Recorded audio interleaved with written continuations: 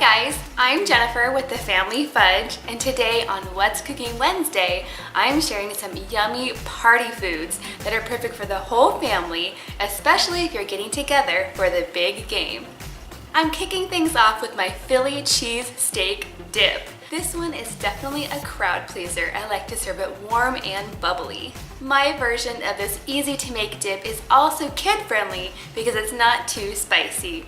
After that, I'm going to be making a chocolatey treat. These are definitely not your traditional Rice Krispie treats. I have a few secret ingredients that I like to put into mine. And to make them extra fun, we're going to make them look like little footballs. And lastly, to wash it all down, I have a fun drink to share with you. Another mocktail. Non-alcoholic, but still really special. You guys know I love my Dirty Cokes, my Dr. McCreamies, and my Shirley Temples. Well, today I'm sharing a new drink. This bubbly drink is fruity, refreshing, and has a funny name. It's called a Lime Ricky. So stay tuned and I will share all of these recipes with you. Okay guys, now before we get started on these yummy party foods, make sure to hit that red subscribe button if you haven't already, and go ahead and give this video a big thumbs up if you like easy party foods. Now let's get started. I'm starting with about 1 pound of roast beef. Now this is deli meat, it's fully cooked, and using this versus raw meat is going to make it a lot faster. I'm also going to be using one 8-ounce package of room temperature cream cheese, about 2 cups of shredded mozzarella cheese. Now if you'd like, you could also use provolone instead. For my peppers, I'm actually going to use 1 green bell pepper and 1 poblano pepper. I really like the poblano pepper. It's not spicy at all, just gives it a little extra flavor. But if you prefer, you can go ahead and use 2 green bell peppers. It's totally up to you. I'm also using half of a medium onion, half a cup of mayonnaise, some steak seasoning. I like the kind from Trader Joe's, but you could also use some Montreal steak seasoning, whatever you have. You also need some garlic powder and salt and pepper to taste. Now this part is optional, but I like to garnish with a little bit of green onions.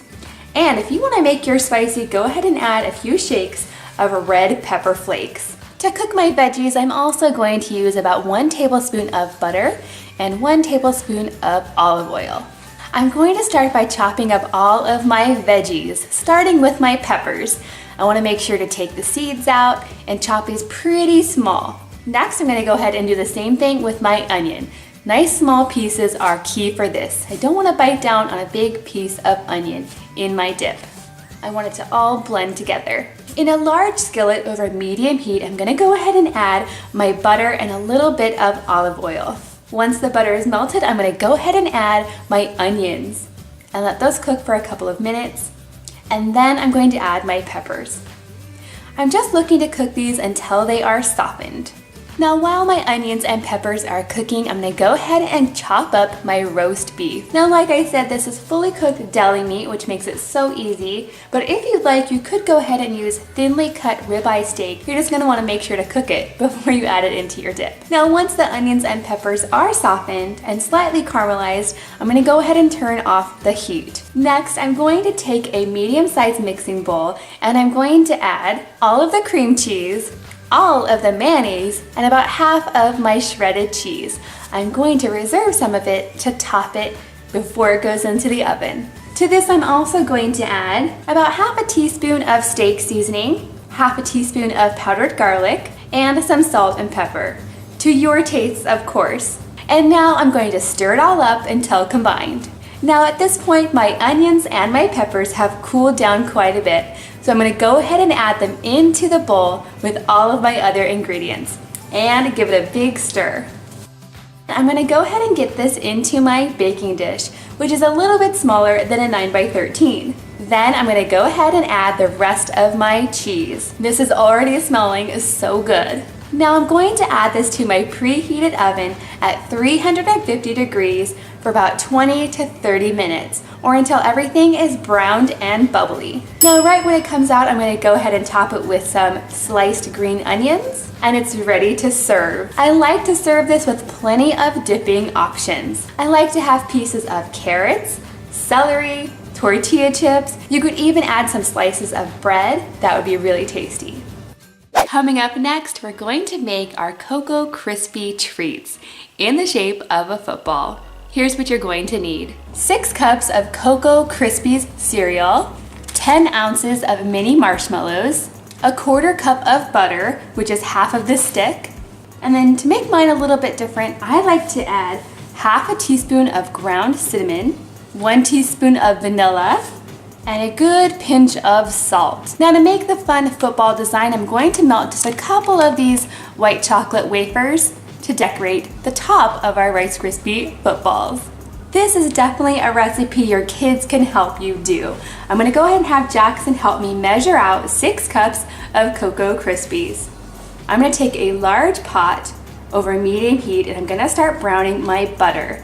Now when you're browning butter, you wanna do it slowly and watch it very carefully because you don't want it to burn. You just want to watch until it becomes a light golden color. At this point, I'm going to add all of my marshmallows and I'm going to stir them around so that they're all coated in the butter. And I'm going to keep stirring this until all of the marshmallows are melted.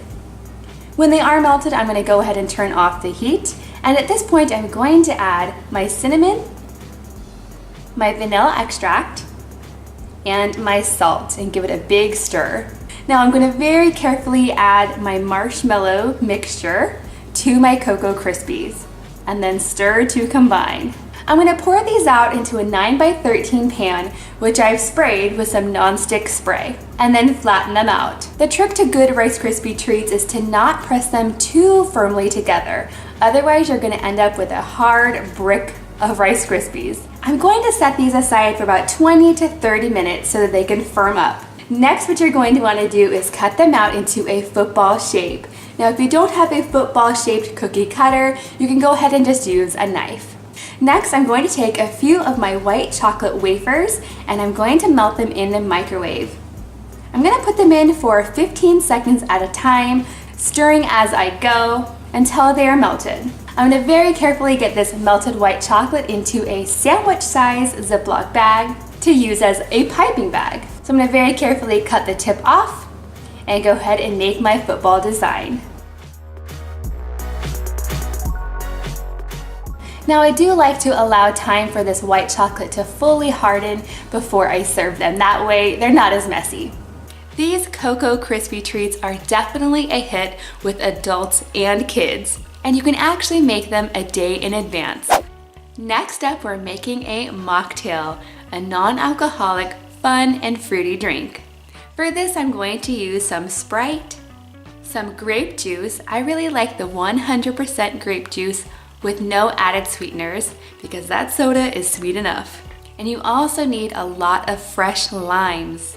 I'm going to start by adding ice to each glass. Next, I'm gonna go ahead and fill them up 3/4 of the way with Sprite. Next, I'm going to add the juice of 1 lime. Then I'm going to fill the rest with grape juice. And of course, I like to add some garnish just to make it look pretty. I really like the fresh lime juice in there. It really helps to balance out all the sweetness. Okay guys, if you enjoyed this video today, please give it a big thumbs up and definitely go check out my brother's YouTube channel, Big John TV, for even more delicious and easy recipes. I'll go ahead and link it right up here. And also let me know in the comments down below, are you watching the big game? Who are you rooting for? And what are you making? Because for me, the big game food is more exciting than the game itself. But that's just me. Thanks for watching and I'll see you next time.